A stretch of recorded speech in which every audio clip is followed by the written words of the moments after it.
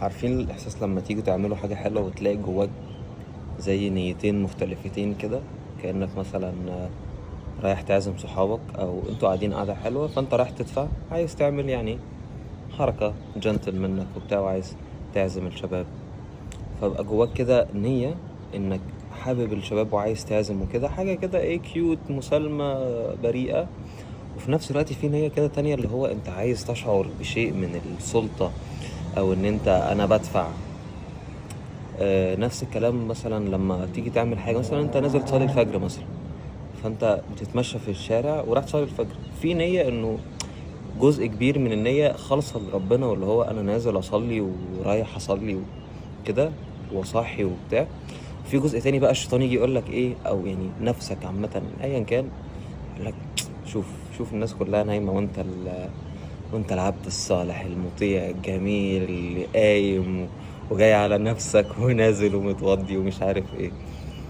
فالموضوع ده يعني خطير، خطير جدا. تخيلوا في كل حتى عمل صالح، او كل عمل صالح مش شرط يكون عمل يعني ديني او صلاة او صوم مش عارف ايه، مجرد انت بتعزم حد، بتجيب هدية لحد، تقول لحد كلمة حلوة، بتعمل انت حاجة حلوة مع نفسك، انت نازل تتمرن مثلا، ولا رايح تجيب حاجة كويسة او بتاع، فيكون حواليك ناس فيصيبك كده شيء اللي هو هل انا بعمل الحاجة الحلوة دي علشان انا عايز اظهر بان انا شكلي حلو، ولا انا بعمل الحاجة الحلوة دي فعلا لحلاوة الموضوع، او للجريتر جود او للهاير بيربس في الموضوع.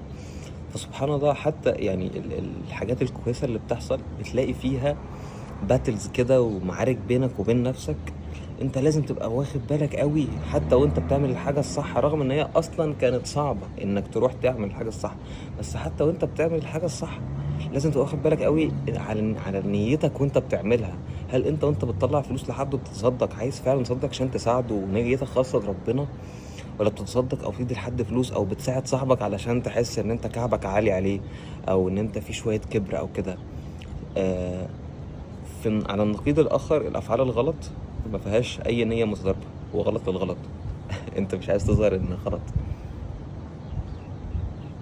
هو غلط بيكون سيمبلي علشان انت وقعت للغلط، او سيمبلي عشان انت اخترت انه بقول لك ايه، انا هقع، انا ما خلاص، مفيش بقى لا نية ولا مش نية ولا باتلز بيني وبين نفسي وبتاع، انا هسلم. فسبحان الله، حتى لآخر لحظة في عدم التسليم وإن أنت بتقاوم في الحياة، حتى وأنت بتعمل حاجة حلوة أو صحيحة، برضو بتقاوم نفسك، برضو بتقاوم إن نفسك بتقولك أنت بتعملها علشان تبقى قوي أو حلو أو كده، يعني إيه، زود من الكده.